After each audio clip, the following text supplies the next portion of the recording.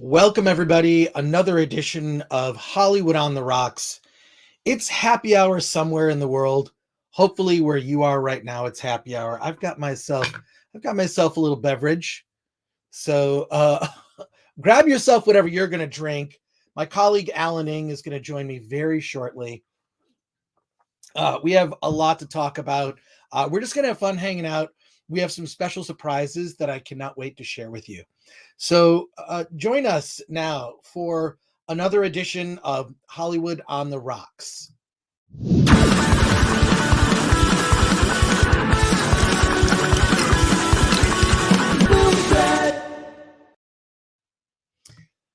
I'm back. That's our little video intro to give production value, basically to something that's like in a room that where I have all my books and comic books and collectible stuff. I've tried to relegate it to one room. It's difficult. And I don't purchase a lot of nerd stuff these days, but if I do, it's something practical. Yes, I will buy practical nerd stuff. I am joined today by my colleague Alan Ing, the editor of Film Threat. How's it going, Alan? Good. Busy. We're in Austin, so to speak. Right. And so I'm right in the middle of that, along with everything else we do. Exactly. We were just talking before you started. Monday, you did a live stream with a bunch of writers from Film Threat covering South by Southwest. And you were telling me about the Kids in the Hall documentary. Your review on YouTube just went up, which is an excerpt of the live stream. But I think the best part you were telling me, and I'm remembering Kids in the Hall. What, like, there's a lot of their sketches you cannot do now. No, I wish we could still do them. I think they're of its time, but I just hate this idea of canceling the past, so to speak. Right, where you were just telling me, well, I will just say for the people before we get started, please like this video, share it, subscribe to the channel if you don't already, and if you want to support our work, because I think super chats are still not working for us. I don't know why. We will fix it. But I do love reading all your comments. But support us and buy something. You can buy a nifty Film Threat t-shirt or a mug like this one. Pick one up. I'm wearing this shirt. It is Award This. That is our annual event. If you go to awardthis.com, you are a filmmaker. If your movie has been reviewed on Film Threat already and is available in commercial release, meaning it's on a streaming service, you can get it on Amazon or iTunes, you are eligible. That's all it requires. So I guess I should have made like a little banner that said go to awardthis.com. Alan, come on, you got to help me out. Oh, you want me to? Yeah, why not? Make it. Sure. But yeah, no. First of all, I think nobody cares about award shows anymore. I think that the Oscars, you're going to see probably one of the worst ratings for the Oscars in history this year. Compared to last year? Compared to last year, I think it's going to be around 6.5 million. Mm-hmm. That's what it's going to be. Yeah, you're probably right. So that's yeah. So it's been creeping under 10 million for a while. It used to be this sort of Super Bowl like event that was shared around the world, and now I think there's just something in the air where people just don't care about award shows. But in spite of that, we put out an award show every year just because we want to highlight a lot of the indie movies you hear about. We review thousands in a year, at least a couple thousand, but collectively between all the writers and editors. But we like to take a short list and feature them in their genre categories, just so you can become aware of them. Let's see who's here while you're still working on that banner right now, Alan. I'm going to go into the chat. I'm going to see who's here. Let's see. Turo is here. Geek Truth 64. Let the films begin. Luke James says, I'm just doing an XP hack on Elden Ring. Only 10 million runes to go. Glad to catch a live episode. Hope you're both well. Thank you, Luke James. I have heard of Elden Ring. It's a game that I see more videos and people that I know on YouTube playing Elden Ring now than anything these days. It's kind of crazy. Geek Truth 64 says award shows stopped mattering to the general audience when the award shows stopped considering the general audience. Yeah. Very astute comment. But I'll say this. if you look at Award This and kind of what we're doing, it's not a traditional award show. It's an award show that has a sense of humor. If you go to our channel at Film Threat, just look up Award This. You can see promos we did for last year's show. You can watch the whole show. It's 90 minutes, so it's tolerable. Thank you, Alan, for putting that up there. Yeah, a little lame, that. but it's good. It's good. Yeah. We're gonna keep going back to that, but I want to get to some of the comments here. And I also want to say, when you're watching Hollywood on the Rocks, take a shot when someone talks about movies. That's all you got to do. That's all you got to do. Maybe don't do that. That I think would be, that might be a little too much. But if you go to shop.filmthreat.com, you can check out all the stuff we have there for sale. That helps us out because right now we can't take super chats. I think maybe we're still making advertising. I don't know. Are we? Yeah, we still have ads. My feeling is there's a certain verification process that needs to be completed. All right, yeah, I'll get to that. I'll get to that, Alan. I'll get to it, I promise. But let me get to some of these comments here before. Yeah, exactly. Geek364 says Chris wants us to pass out 15 minutes in. All right. Yeah.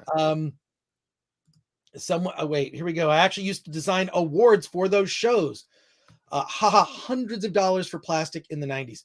Turo, can you message me?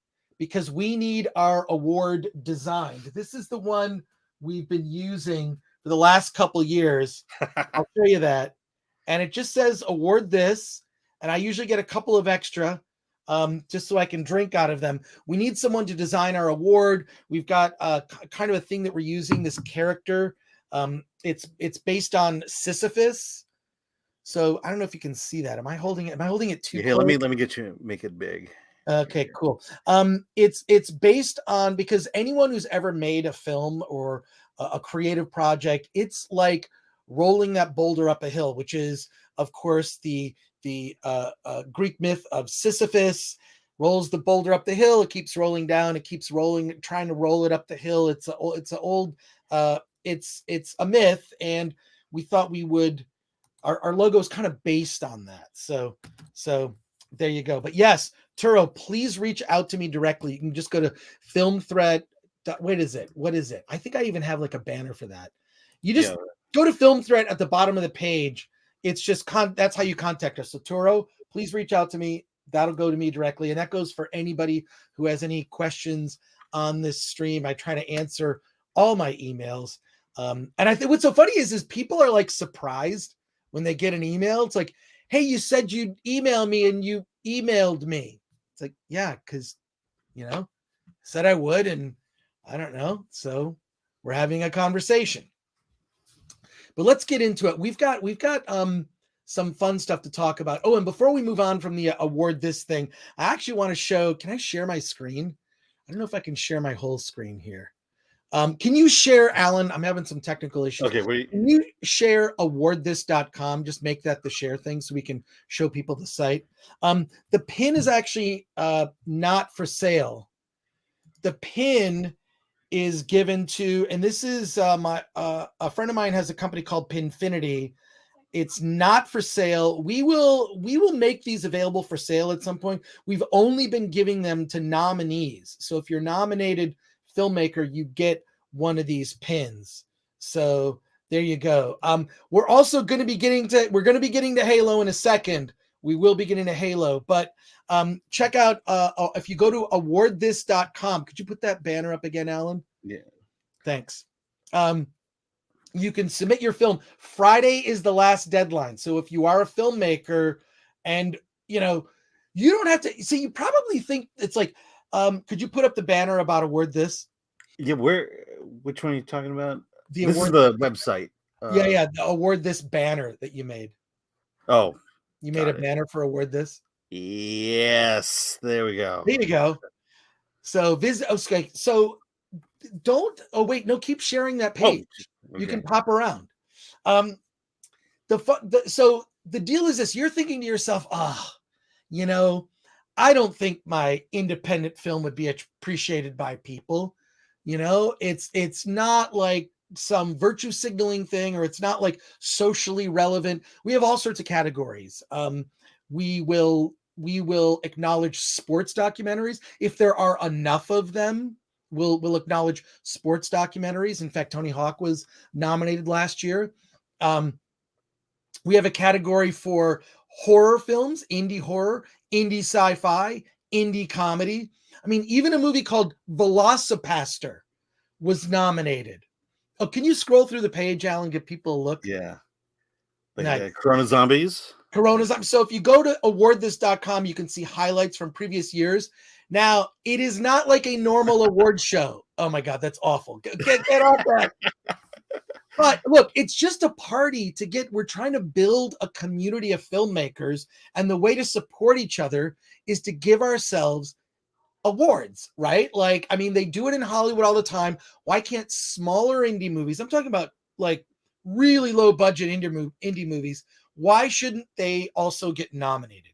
So with that's our right off the top, just getting that out of the way. But here, wait, go just pop around go to the top again. Okay. Last year we had Full Moon Entertainment and Corona Zombies was nominated for an award. I think that's the cast, actually. That's the cast from Corona Zombies, including Cody Renee Cameron. And if you don't know who she is, just look up Cody Renee Cameron on Instagram. You can thank me later.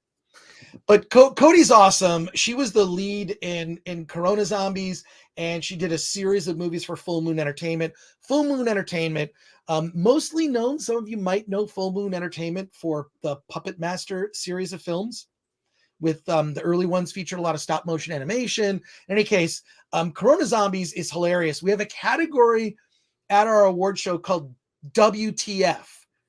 That it's like a movie that you cannot believe that movie even got made. And we're going to be talking about a lot of those films. But thank you here. Let's get to some more of the comments before we move on here. Hey, we have Fletcher Williams is back. Hail the mightiest Chris Gore and the fantastic Alan.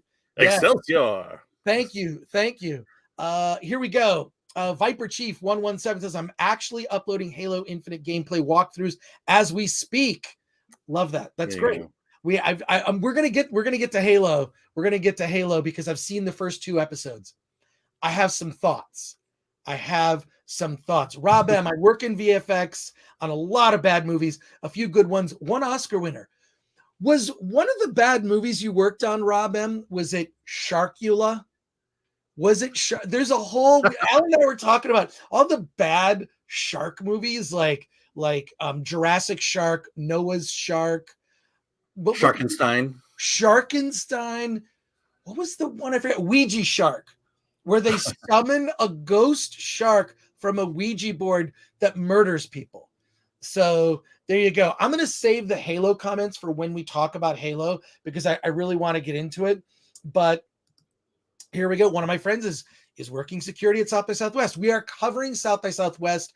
Why don't you go to the front page of Film Threat, Alan? If you could share that for me, that would be great. Yeah. And Viper Chief says, I haven't heard of Corona Zombies until now. Corona Zombies is we should just watch the trailer. Half of what when the Film Threat crew kind of gets together and we're just hanging out for no reason. So here's the front page of Film Threat right now is your Kids in the Hall doc review, which you already did, but can you give people a brief description of it? Of Kids in the Hall? Yeah. I mean, if you're a fan of the Kids in the Hall, it's their history from beginning to the present. How they started off as it was basically Dave and Kevin in Calgary. They moved to Toronto, met Mark and Bruce, and then Scott eventually comes on, and how Saturday Night Live split them up and then brought them back together. Wow. And then it gets pretty raw when they talk about Brain Candy and what happened with to Dave Foley and how he basically became the outcast of the group. And then now the fact that they've allowed time to heal, and they've actually been touring for maybe the last 7-8 years. Wow. Well, what happened to Dave Foley is pretty sad. I know that wasn't it some Canadian court basically said he had to pay his ex-wife more money than he actually made? I heard an interview with him. I believe it was on the WTF podcast with Mark Maron. Yeah, it's a really good interview with Dave Foley where he talks about that. But they talk about they had to sue him to be involved in Brain Candy. Oh my God. Yeah, and I mean, and you know, as much as they're together, you could tell he's a little butthurt by all that went down with Brain So Candy. weird. Well, if you're interested in movies playing at South by Southwest, we're posting reviews every day, actually. In fact, Alan will be doing a live stream with the writing team covering South by Southwest in Austin, Texas on Saturday On morning at Saturday. when? 10 o'clock Pacific. 10 a.m. Pacific time. So join Alan for that and a bunch of the writers from Film Thread. Feel free to harass them for me. It's more than likely I won't be there, but only because I'm working on some other stuff, so I haven't had a chance to see a lot of the films playing South by. But why don't you scroll through to check out what? Because there was another one that just hit our front page that looks amazing. Deadstream we talked about. Yes, I really want to see that one. Yeah. I love low budget horror, so yeah, that And looks just this picture alone yeah. says it all. Oh, that's horrifying. But yeah, I mean, what I do like about South by is it's the less pretentious version of Sundance. Mhm. Sundance tends to champion a lot of the, you know, a lot of the films that are more interested in social justice, right? So you see more of that at Sundance. I mean, you see a lot of it at film festivals in general, but you see more of it at Sundance probably than any other festival. Having said that, they do have midnight programs, and South by just sort of fits the right balance of my taste. I don't mind movies like that when they're done well. But what I also love is like indie horror and indie sci-fi, and maybe throw a little Duplass Brothers in there for good measure. But here's Winona Ryder, by the way. She's oh back yeah, at South by. okay, well, all right. So check out your live stream on Saturday morning, this Saturday at 10 a.m. for more South by Southwest reviews, or just go to filmthreat.com. Now, after you're done scrolling through that, we got to get into Halo. Let's talk about You want me to guess first what the story of Halo? Well, here's what's let's get right. People are talking about it right now. Master Chief in the first couple of Halo games was a stand-in for the player who was actually supposed to be the main character in the game. Viper Chief, you are absolutely right. I am someone. Let's go to a banner here. Okay, right. Let's talk about this. And I am going to get to your comments. So, but I saw the first 2 episodes of the Halo series. And I'm in 2 minds about it. There are things about it that I really love. And then there's the story. Let me tell you, let's go through the good, the bad, and the ugly of the Halo TV series. Number 1, the opening scene, there's this colony that is literally wiped out by Covenant. I don't know, what do you call them? Soldiers, troops, whatever. Yeah. The Covenant comes there. They're looking for an artifact. There's this very poorly placed base right near where this artifact is being taken, and some children are there. And it starts off right the opening scene. There's like five or 6 kids, and they're just sort of hanging out and whatever. And there's this one girl, I believe her name is Quan. She ends up becoming kind of a major character. She's there with her friends, and the Covenant comes down and murders them. And it's not like some they just sort of like in an old Western, oh, I'm shot, and it's a bloodless death. No, I mean, I'm talking about parts flying. And we're talking about like a 10 or 11-year-old kid get shot and parts just fly. It's like a bloody video game. It's gruesome. So the Covenant comes in, wipes out those kids. Quan makes it to the base, and then the Covenant invades. All these kids are kind of put along with Quan, and her father's like a prominent within the base, right? Like he might be a leader. In any case, so they throw all these kids behind this barrier. The Covenant comes in and starts to just wipe everyone out, including Quan gets away, but then they kind of open this door, and all of the kids that are protected behind this barrier are murdered by the Covenant. It's brutal. And for me, it's really cool to just see like, oh wow, like, okay, I love sort of the story segments within Halo were the ones that I didn't skip by. I usually tend to skip them because they're not great. But The ones I didn't skip were things like BioShock or Halo, when it's a really compelling story. And was shocked at the level of violence. I thought, oh, this is great. It's matching the video game.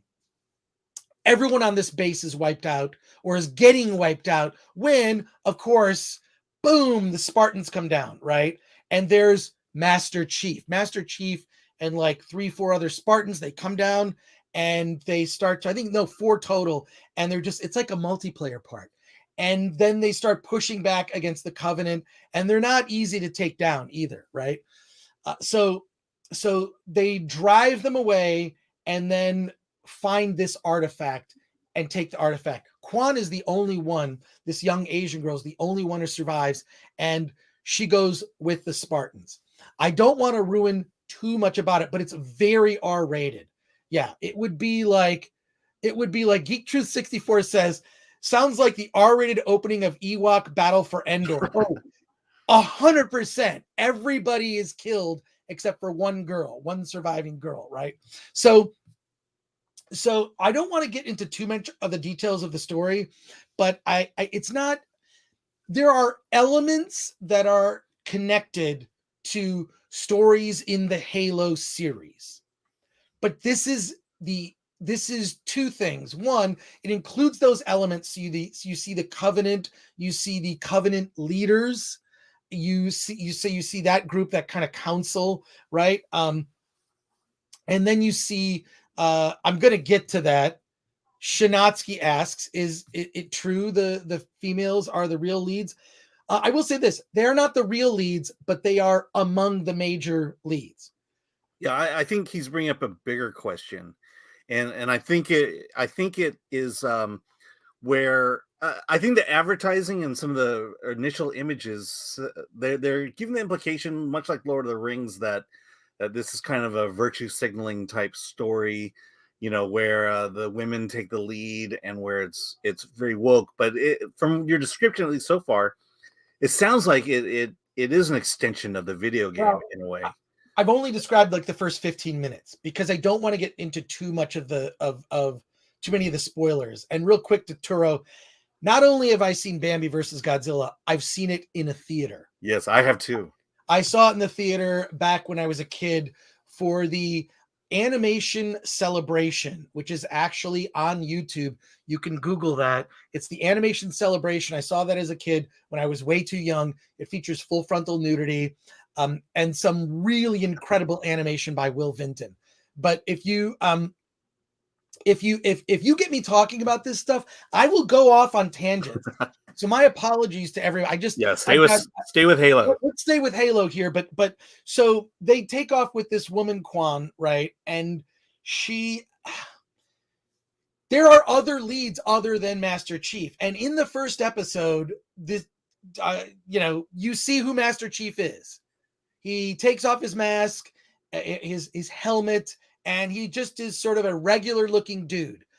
Not a bad actor either. So right off the bat, they're like, look, we're not going to beat around the bush. Like you're going to meet him. And what begins to happen is because of his contact with this artifact, it taps into memories in Master Chief, AKA John, his brain of his younger life, right? Some suppressed memories. So, right off the bat, this thing is kind of an origin story of Master Chief, a gateway into the world of Halo that merges aspects of the Halo game, but it's not an accurate representation of any one of the games. Does that make sense? Yeah. Well, so let me ask you this then. Is this Master Chief's story, or is this a world building kind of series? I would say it's more on the level of world building. Right? Like Master Chief is he's the lead, but he's not, the story's not following. The story is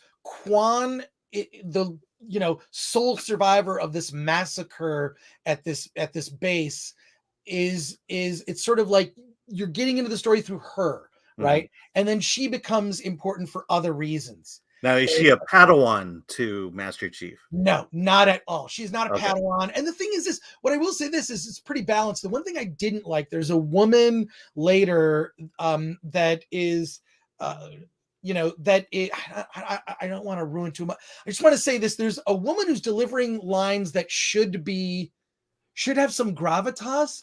And this is going to sound ageist for a second. So let me go off on this because this bugs me because I've seen this in other projects. When they cast an actor,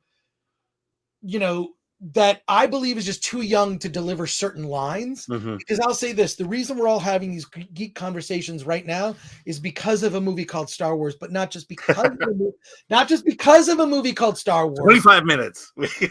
We made it. 25 minutes. Without mentioning Star. No, but let me get into it. So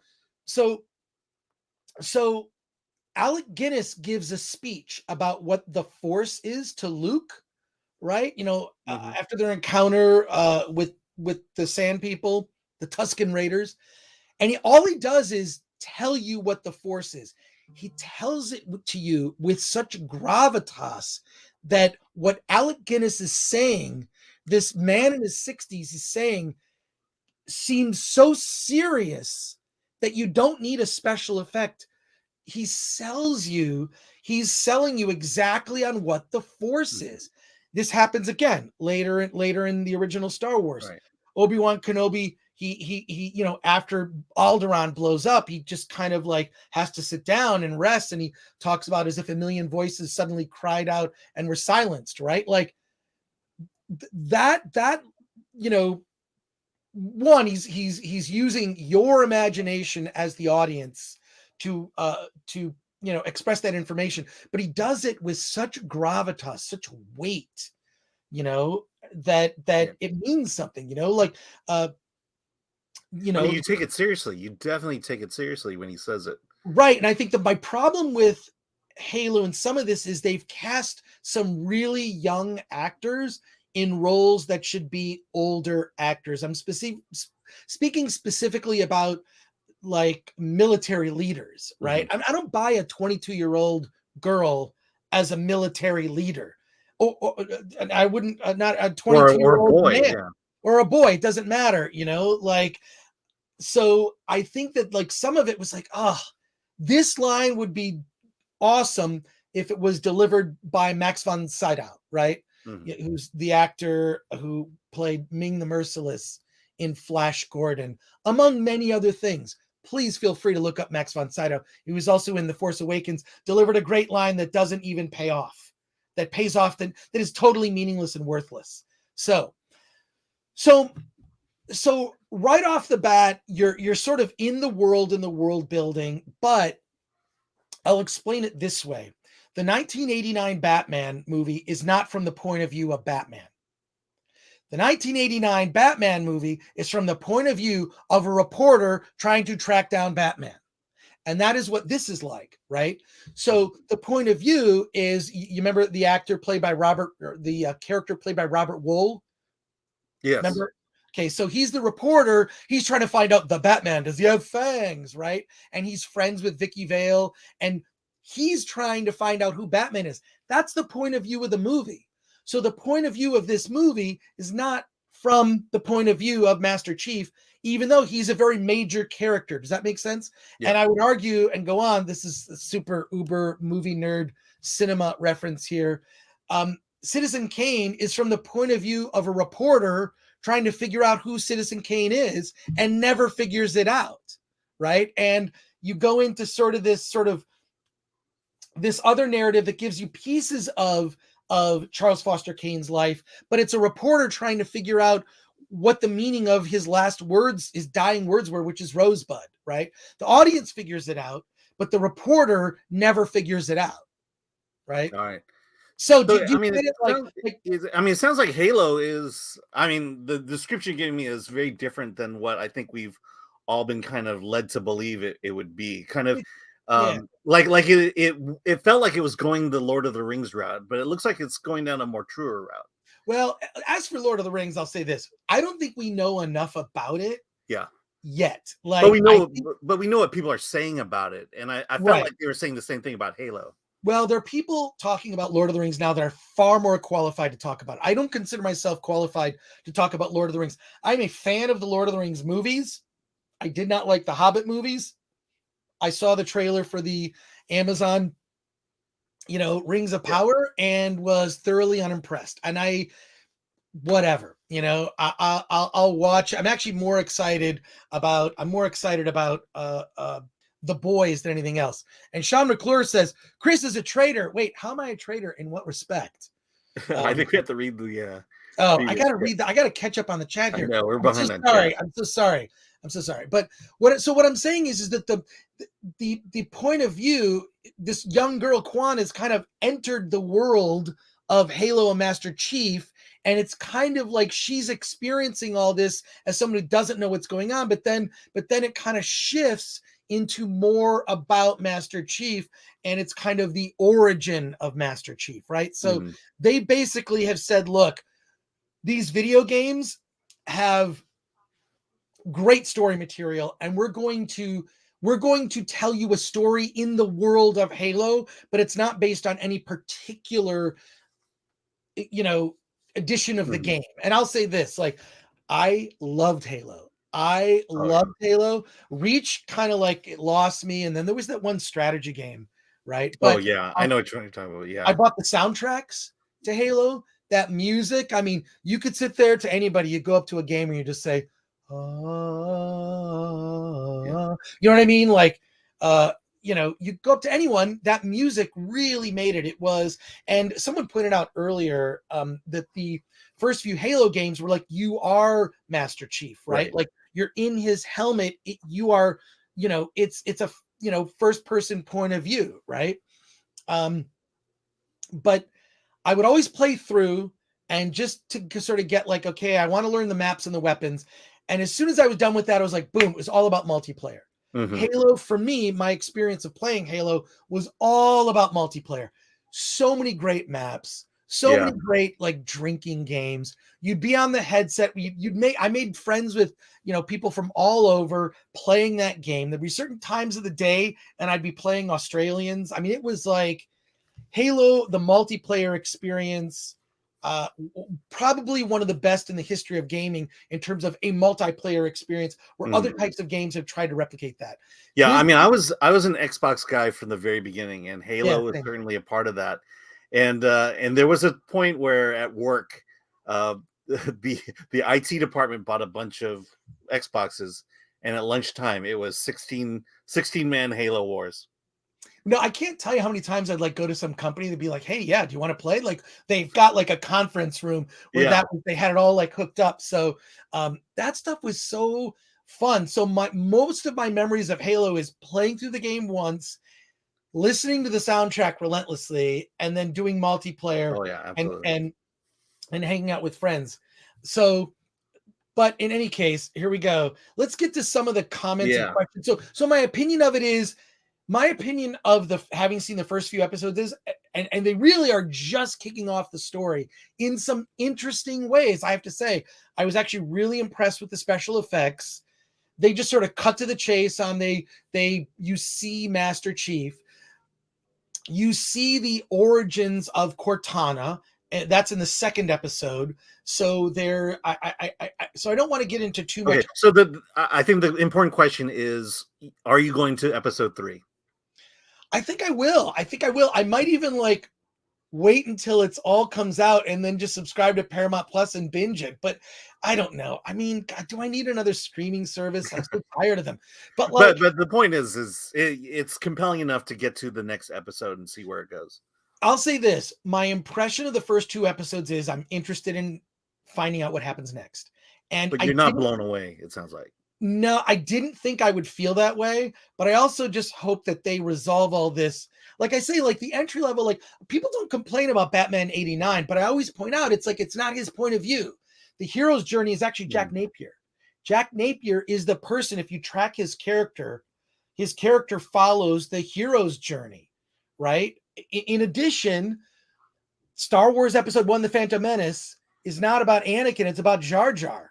He follows the hero journey of a hero who like leaves, comes back to his homeworld, conquers, or comes back home, conquers. He follows the Joseph Campbell hero's myth, right? So I haven't seen enough of the Halo series, just the first 2 episodes, about 50 minutes for each episode.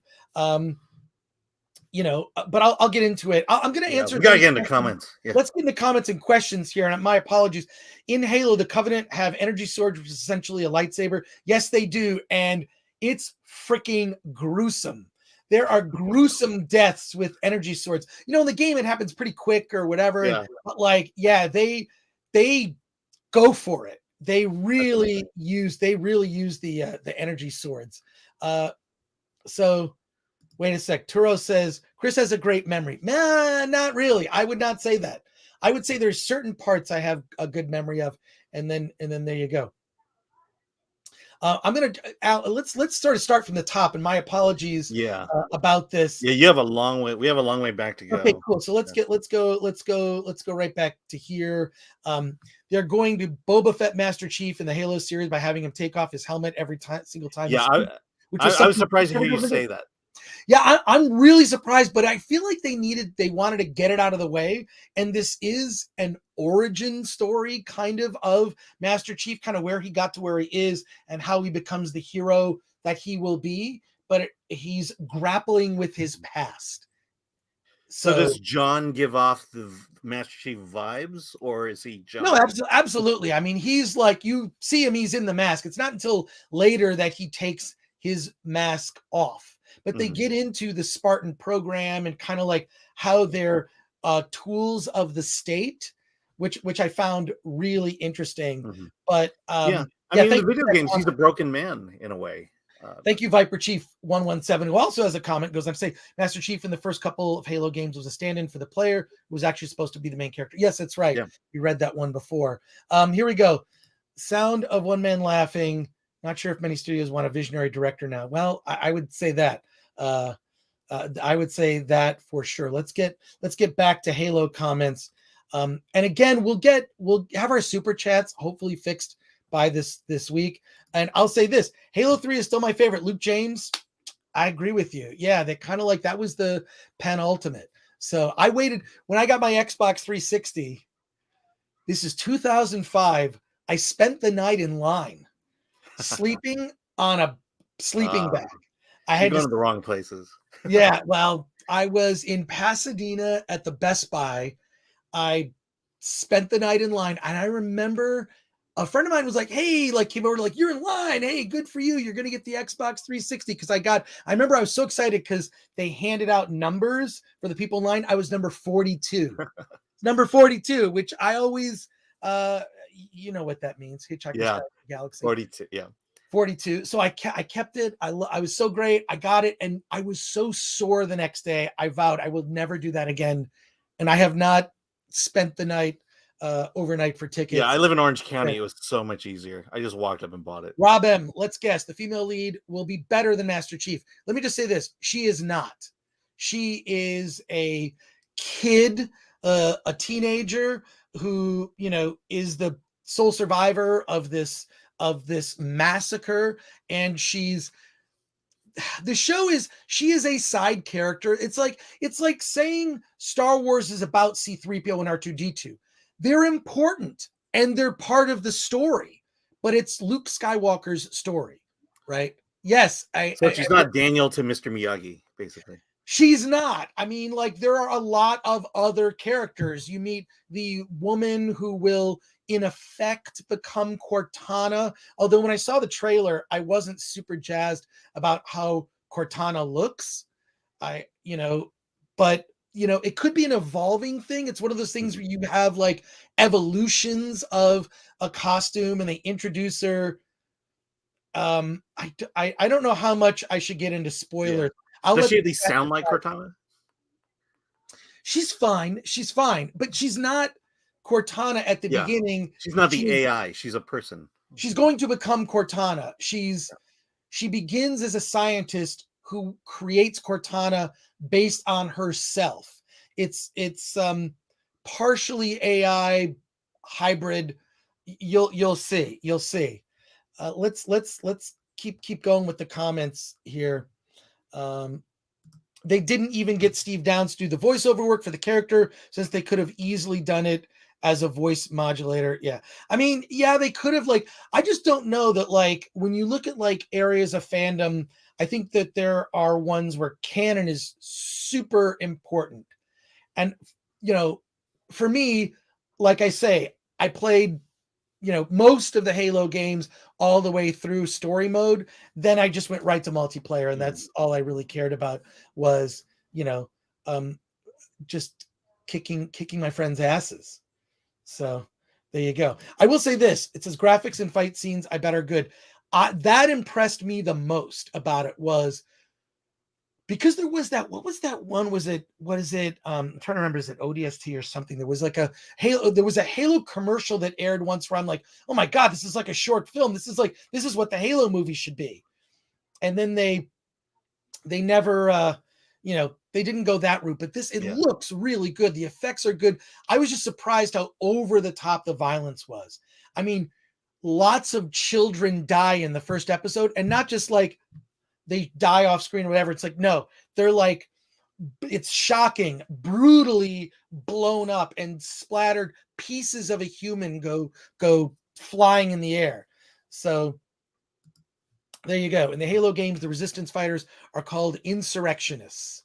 So I don't remember if they use that word specifically, but it felt like, having watched the first episodes, the 2 episodes, was they're just trying to introduce you into elements of the world and tell an original story within this. Otherwise, if they just did one of the Halo games as a movie, we would know everything that happens, right? Like, so I don't mind this approach. Like, I'm not as married to the canon. I never read any of the Halo novels. But I do know one of the people who worked quite a bit on Halo, Frank O'Connor. I have a weird story about Frank O'Connor. So I don't know if I should tell this story. Well, let's stay focused on the show. If someone reminds me, I'll tell a story of like how I know Frank O'Connor and whatnot, and we'll get into that. So there you go. Ulysses Valenzuela says Halo story ended with Halo Reach. Leave it alone. I mean, look, here's the thing: is this? These stories never end. These stories will never ever end. You know what I mean? Like, as long as there's money to be made, they'll keep going on. Look, we're gonna see at some point. We're gonna see Star Wars Episode X. Yeah. They're going to do 10, 11, 12. I guarantee there's going to be a new trilogy that's going to be announced. It's going to be 10, 11, 12. It may or may not have like old Rey. Hopefully she has like mechanical arms and legs, which she lost in some battle. Who knows? Or an eye patch. Who doesn't love an eye patch on a battle-hardened genre character? So yeah, here we go. Fletcher Williams. There are things that I love. Then there is the story. Yeah. Well, the story I feel like I can't 100% judge right now. Like, it's introduced some really interesting story threads, right? That we don't know where they're going. And I love the Covenant. Like, I wonder if they'll get into other aspects of the Halo universe. I hope they do. Did they ever explain the modern truck being in the background? Shinatsky says. I don't think so, and I don't remember it. Rob M says Halo is not really bloody. Yeah, it's sort of like science fiction violence, but because the people that are being slaughtered at the beginning are just people in regular. I mean, the thing that did bug me was weird in the Halo show is everyone has really weird haircuts. They have like dreads that are like shaved like a mullet, and it looks bad. It looks, I guess it looks different. It's like, well, I guess we haven't seen that in Star Wars necessarily. And I guess maybe that's what it would be. But it just looked weird. Like, okay, I guess that's the hairstyle. It's not a feathered haircut like Mark Hamill in the very first Star Wars. Marksman of 117B. I grew up with Halo. They're going to step on what makes it great. You know what? I can't tell. Yeah. My only conclusion, I mean, is that I'm interested in seeing the third episode based on what I've seen so far. I just don't want another streaming service. Yeah, So I mean, it sounds like you're just saying that we got to go a little deeper into Holt before we cast judgment. yeah, it's like if it starts to go off the rails where there's an entire episode about Kwan and this and whatever and her family and I don't know, that's not going to interest me all that much. Not going to interest me all that much.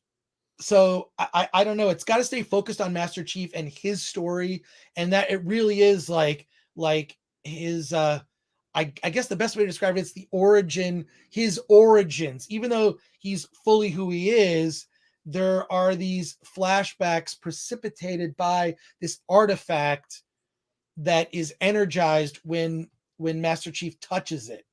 It sort of comes to life, and then these visions come before him of a past life he didn't know he had, if that makes sense. Viper Chief 117 says, I might still subscribe to Paramount Plus, seeing as though I've been looking forward to seeing Halo on the screen since they announced that Peter Jackson and Neil Blomkamp film was announced. I'll say this, I feel like the effects and the story and the music, although the music doesn't fully, the soundtrack to the game is better. Let's just say that the soundtrack to the game is better.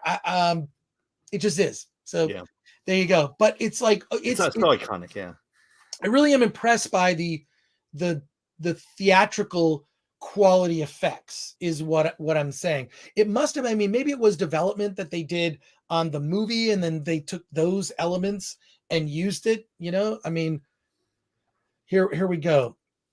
Geek Truth 64 sounds like the R-rated. Okay, we got to that one. Yeah. Good comment though. No, but that's a good comment. Yeah, the Halo 2 anniversary cutscenes are beyond amazing. Yeah, when they do those upreses, like, yeah, the cutscenes are great. It's a great story. Is it a movie? I don't know. Although I would have, an approach they could have taken with the Halo movie, they could have done this. It would have been groundbreaking. Is they could have done it all first person. And you never see Master Chief's face. He never takes the helmet off. It's kind of like that movie. What's that movie that the director of Nobody made? Was it? I mean, didn't Doom try to do that? Or only for one scene. It was not that great. Okay. But the director of Nobody is a guy named Ilya Nashuler, and I interviewed him actually. It's on the channel. Just look up Nobody interview. I interviewed the director of that. He also made a movie called what's it called? It's called Hardcore Henry. That was it. Oh yeah, that's the one. If you've ever seen Hardcore Henry is point of view. The whole movie is the point of view of Henry, and they make up all these kind of story reasons for why it's his point of view. It actually works. It actually completely works. So wasn't that Shalto Copley or? I don't know. Yeah, but I strongly recommend. They could have gone that route, but I'm sure it's one of those things where a studio note, you can hear the studio note sometimes. Whenever I watch this stuff, I'm like, that was a studio note. That was a studio note. Like the young girl who delivers this really kind of important information about like what's happening politically in the galaxy, and it sort of falls with a thud. You're just like, and she's talking to Master Chief, and it's just like, okay, with like a hologram. She's talking to Master Chief. And it's this young girl, and I think maybe she's just a bad actress. I just thought she was not very good. But again, it's one of those things where it's like, if you're going to give that line to somebody old, like a General Dordana or something, that's what was great about the original Star Wars series is it was surrounded by like all these like old guys in the background that would have like one line, like General Riken. And they'd have like one line, but they'd be like, like, oh, it has some weight. You didn't need, and this goes for, like, for example, the scene on the Death Star where you have Peter Cushing and it's surrounded by all these, intimidating, leaders. And they're all like, it's just, there's some about that's like really intense. And I feel like you can't cast even a small role like that matters. And I feel that it's in the first episode, this young girl, and she's just not very good. And there are other roles like that I just felt like needed better actors or actors with more gravitas. So there you go. So Viper Chief 117. So is this Gears of War meets Halo? I would say from the violence standpoint, it's definitely more Gao than anything else. I used to love Gears of War. That sort of weird way you just kind of run and then you get behind a rock and then you kind of hide, and then I could never get far in that game. It's just so hard. No, but it was fun because you always just bring out the chainsaw. The chainsaw was good. And then where did Chris Gore get that Alex Jones inspired shirt? How is this Alex Jones inspired? I don't get that comment. Fortunately, we don't watch him. Maybe expand upon that. Master Chief is supposed to be sidelined for the new Spartans. That's not true. I mean, the new Spartans are really not a big part of it. It's Master Chief for the first 2 episodes. Now, it could happen, right? It could happen that he gets sidelined. So, I don't know. We'll see. Viper Chief 117 also has a comment here. All of the Star Wars characters mattered that appeared in the film, which is definitely lacking in Disney sequel trilogy films. Well, we've talked at length about. We have videos of that. So. Yes, and Fletcher Williams is talking about Alan's hair. Yeah, classic slick. It's not a mullet. Oh. No, it's Oh, and Paul. I need a haircut. That's definitely true. There you go. Paul Burkett says there's only one Gao, and that's God of War. I always call Gears of War Gao. I don't know. I don't know. It's cool. I mean, look, I will say this: as a gamer, I am a casual gamer. I want to get into something. I want to get out. If I'm going to finish the game, it's got to be something really good. BioShock, I finished. I'd say pretty much all the Halo movies, Halo games, except for the ones I didn't like. I didn't finish those. I finished Cyberpunk 2077, but here's what I did. I started playing Cyberpunk 3 months after it came out, and all the patches were there. So I never got to see any of the glitches that people were complaining about. So when I played it, I was like, hey, I don't see a problem with this game. And I played it all the way through, and I'll probably revisit it. I really like Cyberpunk 2077. I'm actually trying to get my daughter to play Halo, and we may just start from the beginning because she's not done really a first-person shooter yet. And then I have to get right now. I only have a PS4. I have attempted to get a PS5 without. I'm not paying $1,200 for a PS5. I'm just not going to. And I've resisted getting a new Xbox. Michael Tynan says, but is it fun, Chris? Halo was fun. There are aspects that are fun. There are aspects that are fun. I was really impressed with the effects. I think it's very accurate to the one thing I will say, it's the looks are very accurate to the game, meaning Master Chief looks like Master Chief. The design of it, like I don't know. I think it's very accurate looking, and I enjoyed that. So yeah, but it sounds like you're cautiously optimistic about this. Yeah, I know I'm cautious, but I mean, I did not expect. I thought, I'm gonna hate it. It's gonna suck, and I put it on. I was like pleasantly surprised, and just wanted. I want to know what happens next. So Ryan Landis, I still enjoy the first. Yeah, I do too. I love that first Halo. Yeah, Viper Chief 117. I've attempted to get a PS5 as well, Chris. I've given up because of the scalpers. I've given up as well. I don't know. I guess there's a chip shortage. Supply chain issues. So yeah, and there has been talk of doing a BioShock. Mark Durham says they will wokeify BioShock. I didn't see anything. I didn't notice anything that was overt in Halo that I felt made it woke. It's just, I don't know. It felt accurate to the game. It's just that this new character of Quan is kind of, Yeah, she's become kind of a lightning rod. First of all, she didn't bother me. Yeah. It's again, she is the entry point. It's not her story. She's along for the ride, just as C-3PO. So there you go. Geek Truth 64 Halo Reach was my favorite actually, but ODST was pretty underrated too. So Here we go. James Kelly asks, probably the most important question: how many beloved video games actually translate well to the screen? The ones with good stories. Story. Yeah, I With mean, James Halo. We Kelly. waited a long time for Halo, and you know, Yeah, so but far, Halo had a really good story, absolutely. in the game itself, right? Just like I felt at least the first BioShock had a really good story. I mean, it's like I'm loath to admit this. I actually kind of got a little choked up at the end of the first BioShock. I didn't cry. I did not cry, but I got a little choked up. Like it was just, such an original game, original design. I love the sound design of it. It is so good. The just so many aspects of BioShock I loved.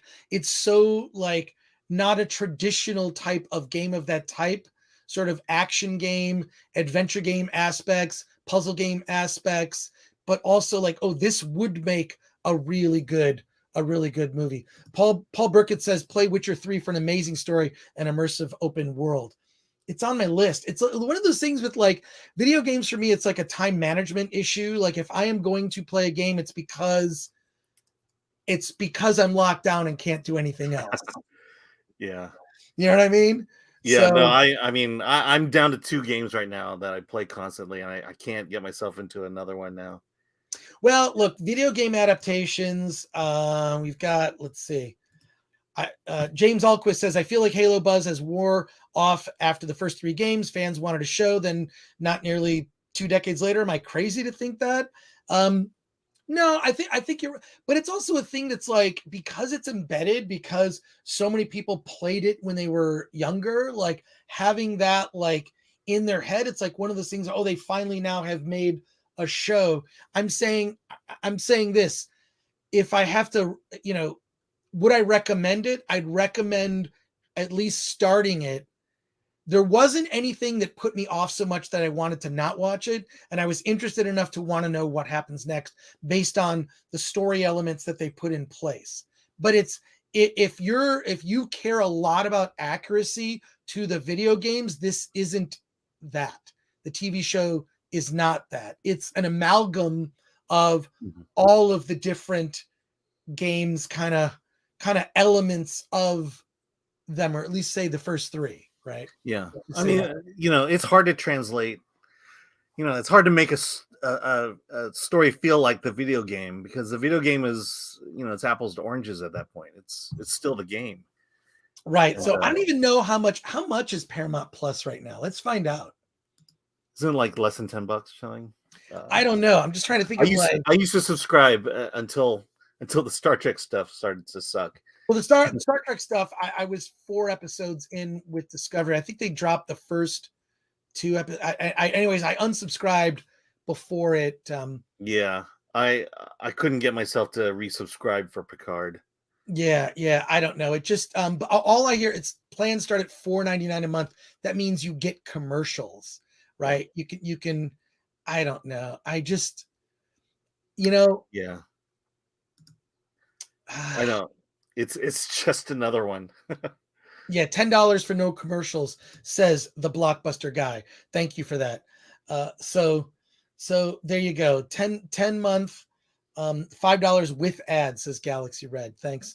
But yeah, I just, at least it's not, I will say this, it's not a disaster, and maybe, what, other people, I have not watched other Halo reviews, but I will see like some of the thumbnails on Mhm. on YouTube, and it seems like people are are dismissing it. I would not dismiss it. Yeah, So yeah. I mean, the buzz leading into it was pretty harsh, and so yeah, I there you mean, go. Marksman of 117B. If you want an amazing story, you try Special Ops The Line. Heavily inspired by Apocalypse Now, about a Delta squad trying to find survivors in Dubai after a military unit and city buried by a sandstorm. So there you go. I mean, yeah, I might wait for a deal. Blockbuster guy, they run deals on Paramount often. I got it for 3 months for 99 cents a month. See, that I would do just to kind of see if I'm like, is there enough there for me to like mhm. continue. I bought years ago. Well, no, it was like maybe 2 years ago. I bought Disney Plus for 3 years for like under $4 a month, and so I'm kind of stuck with it. So there you go.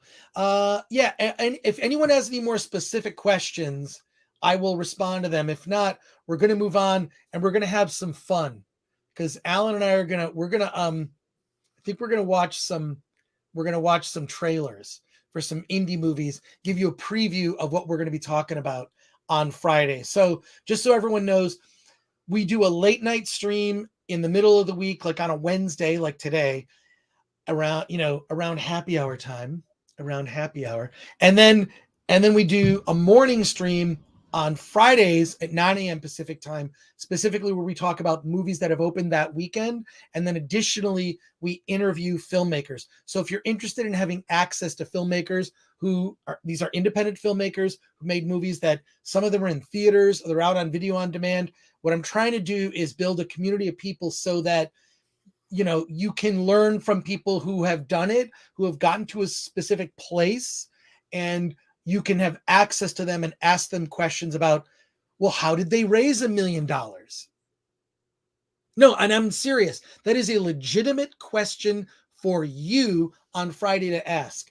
It's the question that I think how do you raise $1 million to make a movie, and then a small indie movie, then make it look like it cost $10 million to sell it to a distributor for $3 million? And what's weird is $1 million is a lot of money in the world of film. It's not considered a lot of money, oddly. I know, weird, but there you go. So join us for that. So Fletcher Williams says, it's not a disaster. Continue to watch for more glowing reviews. Fletcher, are you watching my balls? No, but that's the thing. I expected it to be awful based on a lot of like sort of where things have gone. And Halo surprised me for not being terrible, which is weird to say. And there are things I liked about it, but there are also, I think, the things that people are thinking they may not like about it didn't annoy me as much as it might annoy you. Your mileage may vary. Yeah, so that means that the Rings of Power could be the most amazing fantasy television show ever made. I don't have a lot of high hopes for it. Yeah, I don't either. The trailer did not look good. It specifically was like, look, grab me with the trailer. That first Lord of the Rings trailer, I'm talking about for the first Lord of the Rings movie, The Fellowship the Peter Jackson of the Ring. The Peter Jackson was great. And I was not like a super fan or didn't care.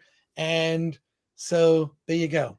Yeah, and I think a lot of comments we got having said that is, it feels like that they're not even invoking the spirit of Tolkien in it. And I think that's a valid concern. It seems like they've strayed from the source material for it. And it sounds like they're making radical changes with it that may turn off the core audience. So there you go. Geek Truth 64, maybe going in with low expectations worked out for you, Chris. I think so, because my expectations were just already so lowered, because it's like they talked about making a movie for years. The movie was announced actually, and then it didn't happen. Yeah, it was Peter Jackson long ago. Back in the day, it was supposed to happen. Yeah. So, I mean, like right after Lord of the Rings, they announced that he was going to do Halo. And Fletcher Williams says Alan is never wrong. I mean, can't argue with that. Anatorius Vex says if they were going to make something that wasn't directly about the chief, why didn't they follow up on Forward Unto Dawn instead of changing the whole story?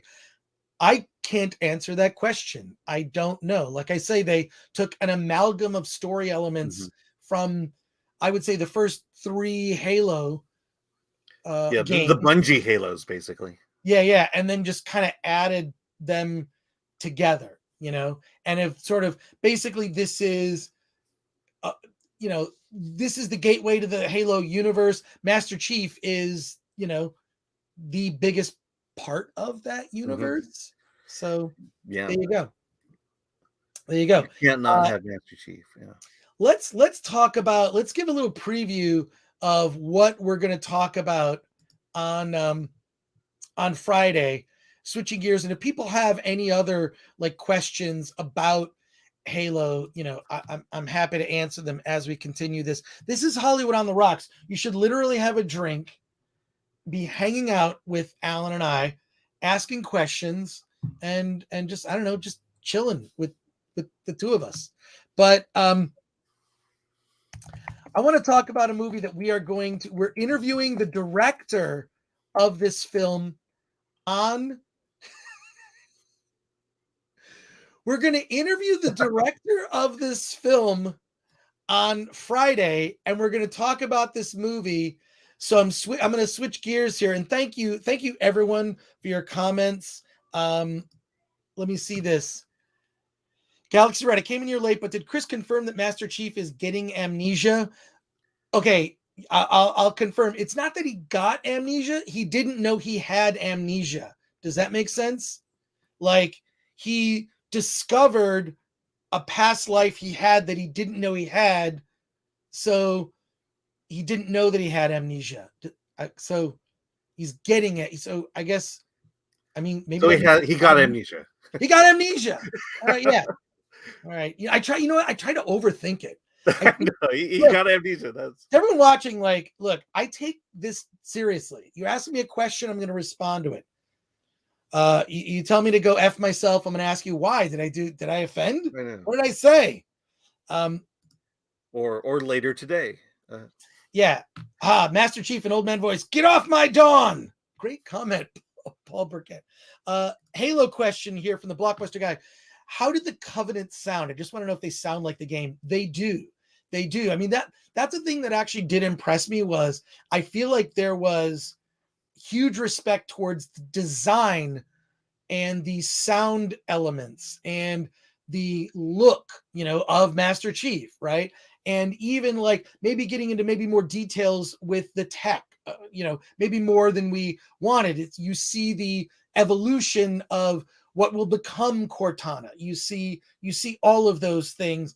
And I feel that there was much respect paid to the look and the sound and the music. I think maybe it's almost like they're waiting, to get to a certain point, to have it be more game accurate, which I would love. But the story, like I say, it's an amalgam, right? Ivan Flores says, I would love to hear your opinions. See a vid on RoboCop, the story of how a cop with amnesia solved his own murder. Interesting. I hadn't thought of it that way. Ivan may have stumbled upon something there. Yeah. Here we go. Viper Chief 117. Master Chief thought he was Gordon Ramsay and decided to make himself a chef instead. Master Chef, yes. Thank God they did not do that. I think that's awful. And then Viper Chief says, Chris Gore was always one of my favorite personalities on G4. Well, thank you. I'm glad we're not talking about G4. We're not talking about it. We're not talking about it on the stream. We're not talking about it. Will we ever talk about it? That's the question. I have talked about it on other streams and other shows. I have discussed it. I have not discussed it on the Film Threat channel. So there you go. But thank you, Viper Chief, for that. I always feel it's important to give you my honest opinion. You may not agree with my opinion. You may actually disagree, and that's completely fine. I don't care. I feel like I love listening to people whose opinions are different than my own. I love that. I love it. It's a geek conversation. I love when people come with, I don't have all the knowledge, right? I haven't played through all of the Halo games. So there you go. So I appreciate that. And I appreciate everyone in the chat for your comments. And, if you feel I've gone astray, let me know and we'll talk about it. We can also agree to disagree. That's fine too. That's okay. I like listening to people whose opinions, divert from my own, only because I feel like maybe that's an opportunity for me to learn something. Right. So there you go. Turo asks one huge question, literally. And Turo, you are going to message me, right? You are going to message me. Just go to filmthreat.com. Very bottom of the page, it says contact. Hit me up. Did they respect the stature size of Master Chief? Is he still 2 feet taller than normal people? Yeah, I would say, yeah. I mean, he has that definitely intimidating. So there So you he's go. 10 feet taller than the Asian girl. That's not very hard to do. Easily, yeah, easily for sure, but I guess she didn't annoy me all that much, only because, um, how like, okay, you're gonna do this scene where you slaughter a bunch of people. You have to see, you Mhm. have to kind of have someone who is the thing you react off, right? Yeah. The reason, just because it's been 10, 15 minutes since I've referenced Star Wars, Luke Skywalker works so well in the Star Wars original trilogy is he was the sounding board for which we look to Luke for how to react to things.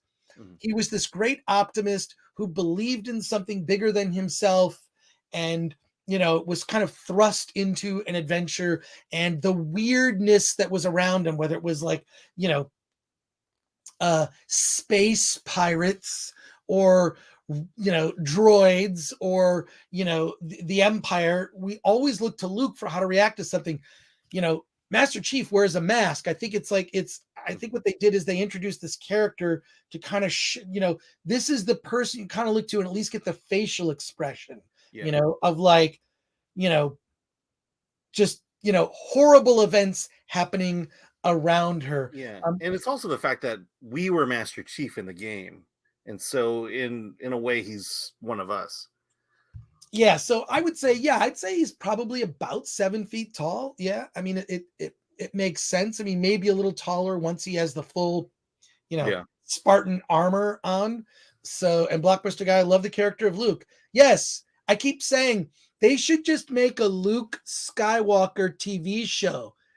Stop all this, like, you know, making show. I've always hated this when you make a show around the thing people really care about, like Superman.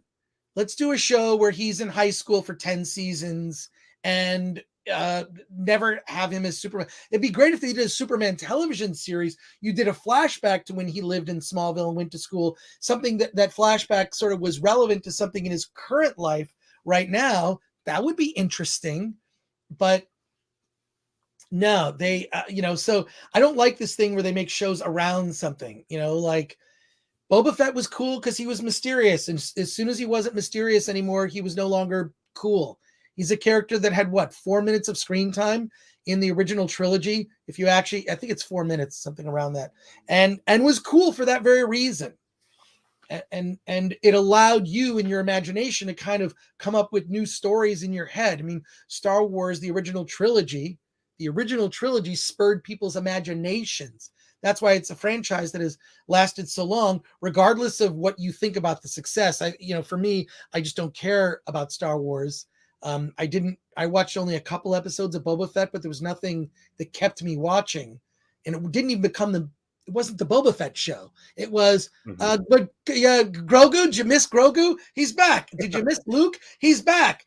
Did you miss the Mandalorian? Mando is back. Like, what? Just, I don't know. Make a Luke Skywalker show. What's Make it. interesting is I guess Hayden Christensen is not only in Obi-Wan, but he's also in Ahsoka.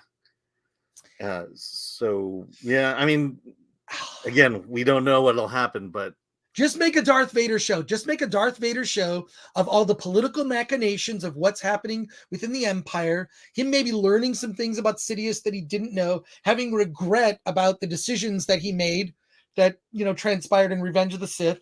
Maybe even him tracking down Jedi and slaughtering them and basically building his reputation and name, right? Kind of like a gunslinger in a Western series. Just make the Darth Vader TV show where you just see how he became a legend in the galaxy. And you can start out with him being like, kind of like, the Robert Pattinson, the Batman, right? He's not quite fully Batman yet. He's making mistakes. He's learning how to be Batman. Maybe that was the case with Vader. I don't know. They're not going to, I feel like all the obvious stories that they could have told with Star Wars, they've never actually told, right? Like, just do a Luke TV series. It's Luke 5 years after the events of Return of the Jedi. Just do that, right? But I don't know, just because we know what happens, everything that's sort of the most clumsy storytelling that happened in The Rise of Skywalker, probably the worst finale to any franchise film series in history. And that includes Terminator Dark Fate, by the way. I'm including Terminator Dark Fate, Alan. Yeah, but thank you, Blockbuster guy. And I see people talking about G4.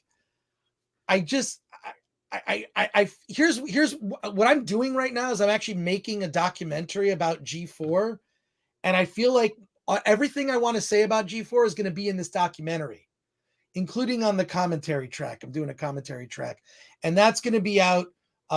If anyone goes to San Diego Comic-Con in San Diego in July, we're screening the movie there, Attack of the Doc.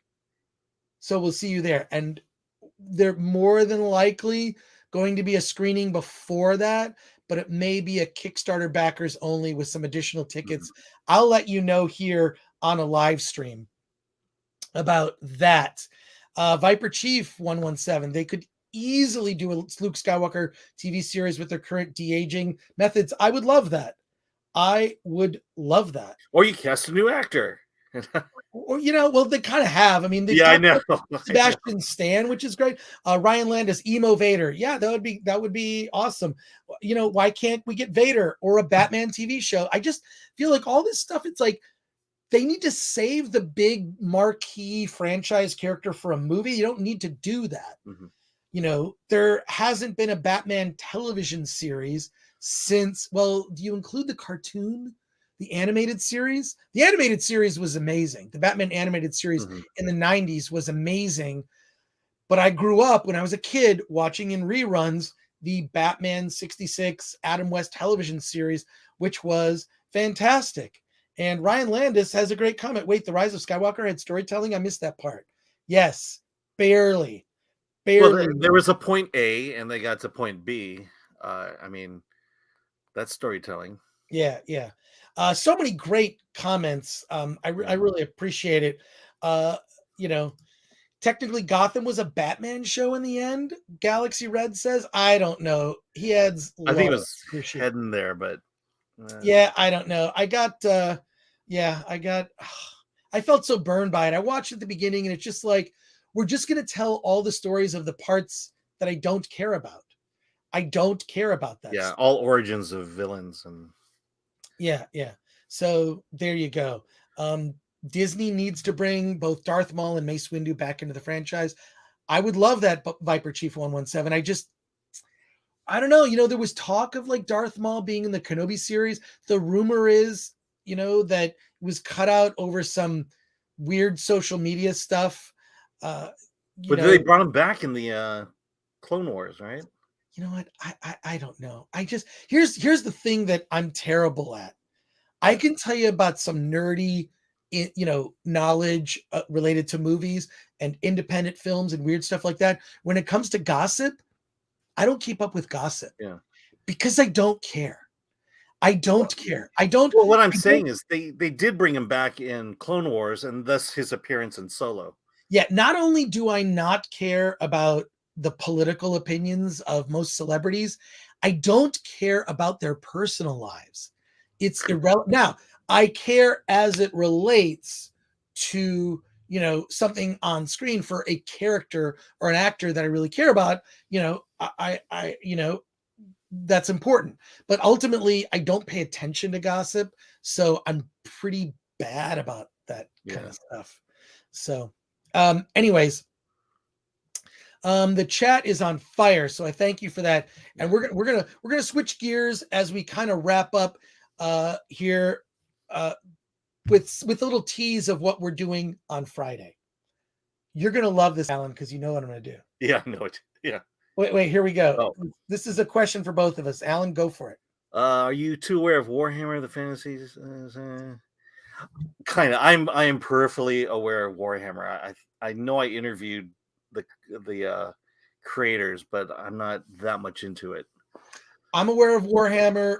I've seen the paintings, designs, and whatnot. I know what it is. Would it make a great show? Absolutely. Mm-hmm. I would love to see something like that, or like a Starship Troopers TV series. Although there probably was one, and I just don't. Yeah, well, and then you look at the World of Warcraft movie. I mean, it's hard to do and do well. And Geek Truth 64, Disney needs to recast, rehire, and reboot post Return of the Jedi, restart everything back to 2015. That is their best shot.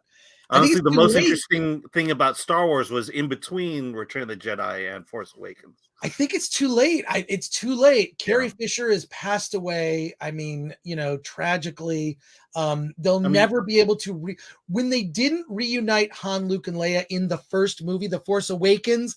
That was where it all went wrong. And I can tell you where it went wrong too. I'm not the only person to say this. The opening crawl did not tell you what happened. You have no idea. Read about the stories about how the opening crawl of the original Star Wars, which John Milius actually helped George Lucas. He basically rewrote it for him because it was so confusing that he helped him rewrite it. And so what I strongly recommend is reading a book called The Secret History of Star Wars. In fact, don't read the book. Get the audiobook. The audiobook is I think it's more than 20 hours. It's really long, but it's like an audio documentary about the making of Star Wars, which goes through every iteration of every treatment that Lucas registered with the Writers Guild. The guy reads it, and he also, the actor that they hired to do the voice acting for, or the voice for the Audible version of The Secret History of Star Wars is a voice actor who does everyone's voice. So he does like George Lucas's voice. He talks kind of like, well, the Ewoks were kind of and then he does like Gary. Yeah, he does like Lawrence Kasdan. George had these creatures called the Wuzzums that he wanted to have. That's true. Also, look up the Wuzzums. That's a real thing. So, yeah. They did a animated Starship Troopers show. Did they? Oh, wow. Well, I wasn't aware of that. See, I played the board game. I don't know everything. Alan and I, we don't know everything. Yeah, I mean, I think Avalon Hill or someone did a board game of Starship Troopers long ago. Love Fist, which has probably the best, not to disrespect Geek Truth 64 or others or Viper Chief 117, but Love Fist might be the name I'm jealous I didn't choose when I chose my gamer tag. I don't know if I can get my old game. Can I get my old gamer tag back if I get an Xbox? Because I got rid of my Xbox, and I think you lose all your content. My old gamer tag was gbone77 on Is it hooked up to a Microsoft email account? It's a Hotmail account I don't even use anymore. So I think I think it's still available. If you still have that Hotmail account, I think you can still get to it. All right. It would end up as Wokehammer, says Love Fist. So thank you for that. Thank you for that comment. There are fantastic Warhammer animations out there. I think I might have seen one of those. Is that on YouTube? Turo, is that on YouTube? You're going to email me later, so we'll talk after the fact. Yeah, Geek Truth. I don't know everything. Yes, I wish more people would say that. I'm not, I don't want to. Yeah. I would not say that I don't know everything. I mean, is The Secret History of Star Wars on Audible? Shan Hu, if I'm saying that right. Shan Hu, if I'm saying that right, or Jean, that is exactly it. The Secret History of Star Wars. It's on Audible. Listen to a sample. It's inspiring. It only goes through the prequels, and basically because when it was written, George Lucas announced very loudly, these are the 6 Star Wars movies I'm making. I am done, and that's it. It's over. Because I remember when they came out on Blu-ray, that was sort of like, well, you've got your complete collection. Because I have that collection of the Star Wars films on Blu-ray, which came out, what was it, 2010, 2011, around there? Anyways. So the question I have is the original treatment of the sequel that George Lucas worked on, is that at the WGA as we speak?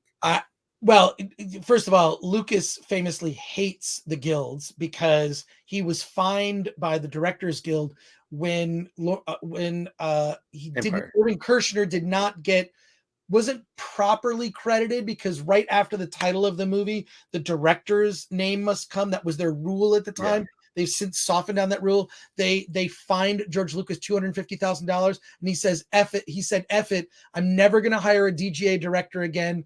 And he hired Richard Marquand and shot in London. He shot overseas to do Return of the Jedi. So, yeah, there you go. All right. Yeah, and OTO says, I thought Tartakovsky did a good animated version of Clone Wars. I actually, honestly, I prefer the Genndy Tartakovsky Clone Wars animated series. There's a really good episode that is a prequel to Revenge of the Sith. I always like that better. I don't know why. I think they were really cool, self-contained stories.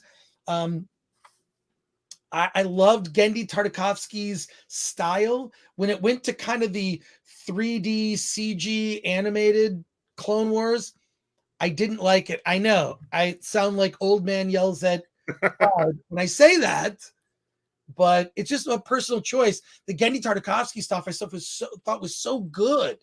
It reminded me of I don't know if you may or may not remember a show called Aeon Flux. There was a terrible movie, but Aeon Flux, the animated show, the original, which was on an MTV anthology animated series, is fantastic. And I remember thinking like, oh my God, the guy who does that show, and I interviewed him, and why am I spacing on his name? But anyways, I thought, oh my God, he's got to do like the storyboards for future Star Wars films. So there you go. Yeah. Hell yes, I remember that. So thank you. Yeah, like a precursor to Adult Swim, basically. Yeah. So Liquid TV, that's it. Liquid television, that's right. Yeah. Thank you. You can always count on chat. This is great. It's like having Wikipedia, but I don't have to actually type anything. So thank you for that. And Patrick Lemire says, "Hey Patrick, where you been?" Patrick Lemire. George has a strong, spiteful streak. Look how he's unpersoned Marsha Lucas, buried her cuts. That's true. It's really disheartening. It's really disheartening, like how the split of that relationship. And it's weird. That would be like a really interesting subject for a book, is how, these personal this is why I don't think that franchises can last very long, because in order for franchises to remain faithful to the source material, the main creator has to be in charge. That would be, say, a Gene Roddenberry or a George Lucas, or, fill in the blank of some, a certain type of creator has to basically be the shepherd of the franchise. In addition, like, life just happens, and the concerns become not about making the best show and telling the best story possible. It becomes about, what do I do with my third house, because we're having the kitchen redone, and I need to do this thing. And then it ends up becoming I've seen it happen. Life concerns of people, become not about the thing they were most passionate about, but the things that are distractions, So there you go. Fletcher Williams also says, "Love how you guys are creating a hub for independent films and filmmakers. It'd be cool if you hosted live screenings of independent films and shorts." We will do that someday. I mean, we do a thing. We've done that, where we've done Q&As. Alan and I have both done that. We're doing a panel. Actually, we can announce this. We're doing a panel at WonderCon on April 1st in Anaheim. So if you're going to be in Anaheim, I will be there. Alan will be there. We're doing a panel on April 1st. I think it's at 5 p.m. and it's about Attack of the Dock. I'm going to show scenes from that. Is that Friday, or is that? That's Friday, April 1st. And this is not an April Fool's joke. I can't stand that. We will actually be showing. So Alan and I will both be there, along with other members of the Film Threat crew, some of which you've seen. So please come to our panel, 5 p.m. April 1st at the Anaheim Convention Center at WonderCon. There you go. We are going to wrap this up with a tease of what we're going to be doing on Friday. And thank you, Fletcher, because that's what we're trying to do. What I'm trying to do is educate, give people information, gives people some inspiration, as well as useful information. And also, that's why we have filmmakers on Friday. We have some really interesting filmmakers coming on Friday, including the filmmaker behind a movie that's in a category I would describe. This filmmaker, we're not only going to review his film on Friday, we're interviewing the filmmaker on Friday as well. Let me share screen here. And the movie is called Win a Trip to Browntown. Win a Trip to Browntown is about, oh God, how do we say this, Alan? Win a Trip to Browntown. It's a marriage story. It's I'd almost describe it as kind of like it's almost like a Disney movie if it was about a Disney movie where a husband and wife made a bet that involved butt sex at the end. I'm not making this up. This is totally true. Should we watch the trailer? Well, he's going to be coming on. He's going to be. Yeah. This is the banner I found. So. Yeah. So George A. Tramontanas. I'm going to pronounce his name. George is going to be here this Friday. We're going to talk about his movie, Win a Trip to Browntown. Should we check out the trailer? Absolutely. Should we check out? We're going to probably pause through the trailer because I'm not sure if we're going to have some issues with it. Here's the Red Band trailer. Yeah.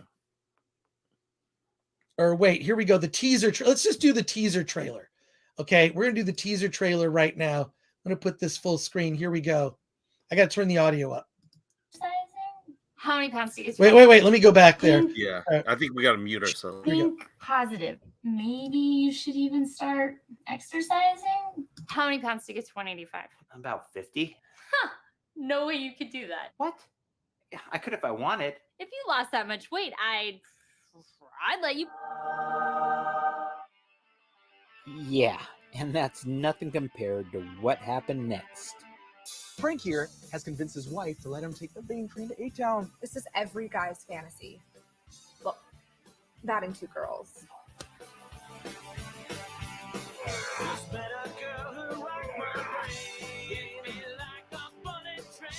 She's my rocket into the moon.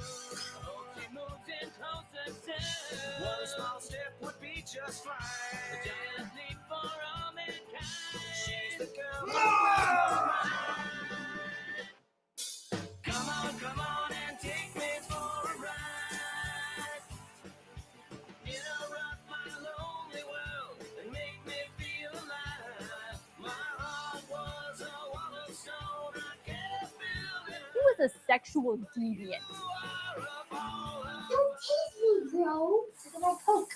Like a little tap. I'm just gonna tap it in. Every girl knows the pinky tip. Hell, even Cam knows the pinky tip. It's part of our genetical code.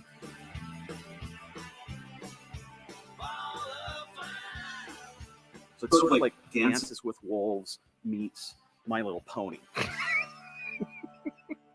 This is going to be fun. Buckle up. So we will have the director of Win a Trip to Browntown. This is there's a category of movie. On the weekend. Join Discord. Wait, what am I? Sorry. Just close the. I closed the browser. Close the tab. I'm not good at this stuff. Look, so we are going to, tell that to the Covenant. This is on Disney Plus, right? Yeah. Hey, they're bringing Daredevil back. You've got to set YouTube to dark mode. Oh shoot! Did we? Oh, all right. Did we not? Did we bail on that? Look, and Rob M, come back. I might change your mind on this. Luke James, great podcast. Glad I caught it live. Thank you, Luke James. We still have people here. Just know we're going to talk about a lot of new indie movies this Friday. 9 a.m. Pacific time. Please join us for our live stream. It's going to be a lot of fun. I'm seeing the movie X. Yeah, I'm excited to hear what you have to say about that one. Yeah, and then you're seeing, what movie are you seeing? The Outfit. Well, that's with Mark Rylance, right? Yes. Cool. So we'll be talking about those films along with several indie movies. We'll have indie filmmakers here with us, and you're going to definitely want to hear Alan and I talk about Win a Trip to Browntown. It's not. I actually think that trailer is not very great. I just can't believe that movie got made. That's the thing. That's the thing. Wait. So Geek Truth 64 is telling me something. It played fine. Dark mode sets the background to black instead of white. It's easier on the eyes. Really? Is it easier on the eyes for you, Geek Truth 64? All right, we'll talk about that later. Sorry. Oh my God. And Kevin Rubio, my friend who texted me, so Alan can identify with this, but not being an Asian nerd from Turning Red. What's the question, Kevin? So can identify with this, but not being an Asian nerd from. Okay. Well, I mean, I could identify with the Asian nerds, that's for sure. The ones that were in Turning Red. Well, Kevin, send us your questions. So there you go. Yeah, I Turo, was an Asian nerd when you're still when you're I was still that one. age. Yeah. Turo says just saw the preview for X, actually piqued my interest. I got tickets for Thursday night, tomorrow night. I'm going to be going to see it. So yeah, and Robert Lewis says dark mode was not made to be easy on the eyes for you, was it? Oh my god. All this That's stuff, the joke I was thinking. Yeah. I get dragged into, like, I think it's because G4. you know, from the old school G4 people, I was always like, before I worked at G4, I went to Comic Cons. I went to like, this is the thing. I went to auto shows when I was a kid in Detroit, and I got I got a signature from Leonard Nimoy, who was at the Detroit Auto Show, because what they do is they do the auto show, and then they have one room where they would show 16 millimeter like Doctor Who and Star Trek original series episodes, along with like a room where they had comic books. It was like where the nerds hung out. And to get people to come out, the celebrities they would have would be people like Adam West, Burt Ward, and Leonard Nimoy. This is before the Star Trek the Motion Picture came out. So that's how long I've been going to nerd-like events. And I've been going to San Diego Comic-Con since like 1990. So yeah, I went to San Diego Comic-Con when it was a comic book convention. Yes, back when it was at the college, right? So I think I was at the Town and Country or something like that. Yeah, there you go. But Kevin Rubio goes on to say this was the non-review on Friday for TR when he couldn't identify with the film, was wondering if he can identify more with Browntown. I'll just say this, knowing Alan, I can't say. No, I can't identify with Browntown. Good comment there. Kevin Rubio is going to be on the podcast one of these days. And Viper Chief 117, wish I was hanging out with you guys in Texas for South by Southwest this week. Maybe next time. We're actually not in Texas, but we're still covering South by. Next year. And Otio says, I watched your film reviews on G4. Well, thank you. Geek Truth 64. Have I ever gone to Dragon Con? Have I ever gone to Dragon Con? Many times. Yeah. I've been going to Dragon Con since 2010. Or no, maybe even earlier. So yeah, I've been to about 5 different Dragon Cons. We've even I think we even have like some video. If you search the Film Threat YouTube channel, just look up Dragon Con and you'll see some of the panels that we've done there. So fingers crossed, I'll be going to Dragon Con this year. So yeah, I think you were at the last live one as well. Yeah, so there you go. I went to SDCC in 2014. It was exhausting. Kevin Rubio, you guys going to WonderCon? If so, first round's on me. Good, Kevin. We will be there. WonderCon. I'll be April 1st. Alan and I are doing a panel at 5 p.m. Friday, April 1st at WonderCon. Kevin, I'll see you there. I'll say this about Turning Red. Wait till you hear what I have to say about Ms. Marvel. Maybe we'll talk about it one day. We'll talk about Ms. Marvel on Friday. Okay. I mean, it's too late because everyone else has already talked about it. But it's not going to be very different than Turning Red. So, well, there you go. I mean, we could talk about it right now. We don't have to wrap it up. We've got a good amount of people. Oh wait, Robert, what the heck is Dragon Con? Look up Dragon Con. It's in Atlanta, Georgia. I like to call it Dragon Con is Nerdy Gras, or I would even call it Geekapalooza. It is. Dragon Con is it's like New Orleans during Mardi Gras, where people are just piss drunk, but all in costume. It's the most fun Comic-Con. San Diego Comic-Con for me is more like work. It's more business gets done there. I see people I see once a year. I would say Dragon Con is more to get shit-faced, if I can just be completely brutally honest. Just look up Dragon Con cosplay, Robert Lewis. You might find a picture of me somewhere. I once did a cosplay at Dragon Con. I have to find the pictures. I did a cosplay at Dragon Con where I was Captain Kirk from the J.J. Abrams Star Trek, but when he had numb tongue. So I had like these really big, I took Hulk hands and I made them flesh colored. And I had these hands that I just had his sort of black shirt with the little symbol on it. So yeah, I try to if I put together a cosplay, it's going to be something very obscure. Like I did Scott Summers, who couldn't find his glasses. So I was holding my hand like this and I had like 2 red lights and I was like, has anyone seen my glasses? and I was just holding the red light so it looked like I had lasers coming out of my eyes. These are I can't just do a normal cosplay. I have to do something that's kind of weird. But yeah, so Radio Man 1017 asks, who all is going to WonderCon? I'll be there.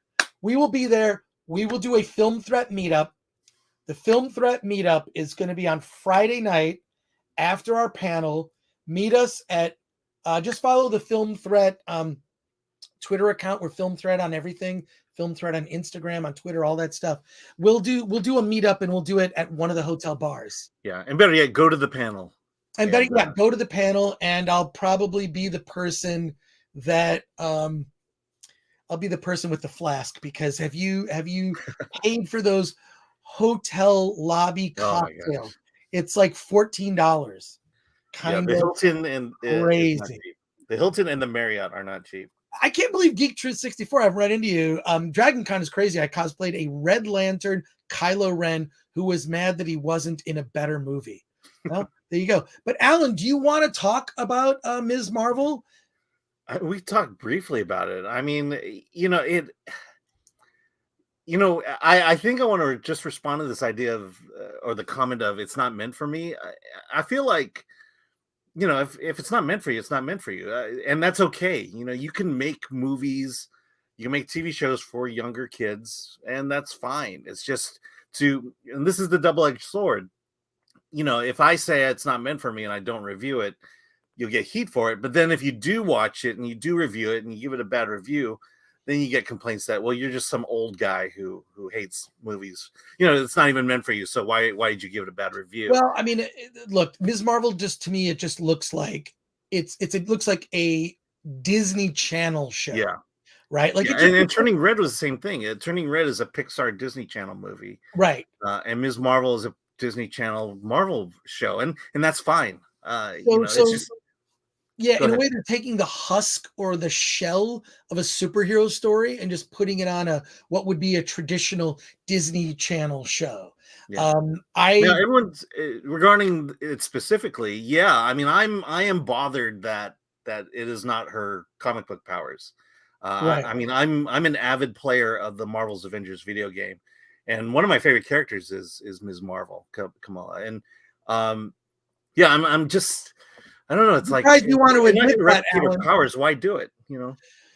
Yeah. So this is funny, Kevin Rubio. I completely disagree, and I've written Disney Channel shows. Oh yeah, I have one of my good friends writes. That's right. Currently writes for the Disney Channel. Yeah, and he writes great stuff. But what I'm saying is, I'm probably not the demographic for the show. Yeah. And there's nothing wrong with that. I don't like that they changed the powers, and I just wonder if her character is popular enough to break through. I don't know. There's a lot of things I feel very comfortable not having an opinion on. And this is one of those things. I looked at it and I go like, I'm probably not gonna, I don't know. It's just not, yeah. Yeah. I mean, I have a daughter who is all in on Descendants, and she tried so hard to get me to watch that movie. Right.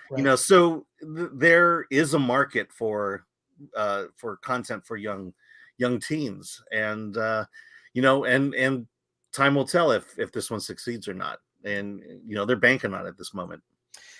Kevin Rubio says no, not at all, but you can judge craft and still say it's not for you. I mean, it looked I kind of like the style of it. Reminded me of, like, God, what was that show on Fox that was like the teen show?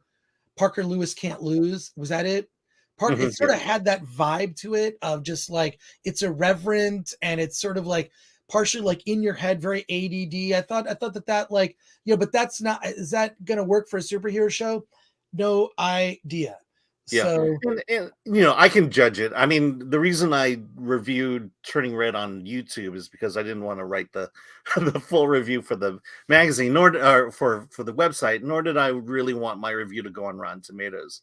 We have other writers who are more apt to, give it a more, give it a better, better judgment than I would. Kevin Rubio says it reminded me of Scott Pilgrim. Exactly. I mean, I did a way old reference. Parker Lewis Can't Lose. But yeah, Scott Pilgrim, it had that kind of vibe to it. So, which is fine. I just feel like I don't know why they're. I don't know. The problem I have with it isn't that show so much as the direction of the Marvel Cinematic Universe. Yeah. It No, and I just- get that. Yeah. It seems like, you know, like in Watchmen, it's like they're killing superheroes. It's like in this, they're sort of just sidelining all the characters that built the Marvel Universe. I'm not looking forward to the new Thor movie based on what I've heard that they plan to do with it. So there you go. And Rob M is another person who remembers Parker Lewis. That show was great. Yeah, I thought it was yeah. But and Geek True 64, let's not insult Scott Pilgrim, but yes, I thought the same thing. So By the way, was Taika Waititi drunk at the Critics' Choice Awards? he was plastered. Oh, I forgot that we did that on Sunday. Yeah. It's not really, but hey, I love you guys. No film can please everyone. Yeah, of course not. But let's wrap it up here, Yeah. Alan. We gave a little preview. Win a trip to Browntown. We're going to be talking about on Friday. So, and we will get to Robert Lewis, a kid that grows up wanting to be a superhero only to get the worst powers ever. Would have been hilarious. Instead, they want an angsty teenage drama. It looks boring. You know, Yeah, we'll see. We'll see. Maybe it's not. Maybe. Yeah.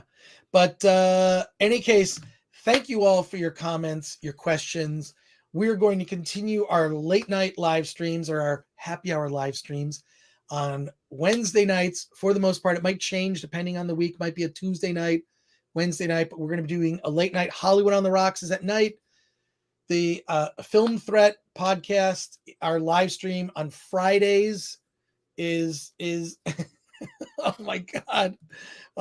Some quick comments here. Robert Lucas, maybe phase 4 won't Yeah, suck. maybe it won't suck. And Maybe. Aquarius Vec says, wrap it up and win a trip to Browntown. Okay. We're gonna when we talk. First of all, I can't wait to talk about it with you on Friday. It's gonna be a lot of fun. But thank you for joining us late nights and on Friday. And with that, follow us on all the socials. Share, like this video. We love hanging out with you. And my goal is to really build a community so that you can launch your own projects, whatever that might be. It might be a comic book. Might be, it might be a you want to write a screenplay, you want to direct a film. Look, I can point you in the right directions. I can give you specific advice to help you out. That's why Film Threat exists. And then Film Threat can help support, because that's what we do. We review a lot of the films that most people don't, including a movie called Win a Trip to Browntown.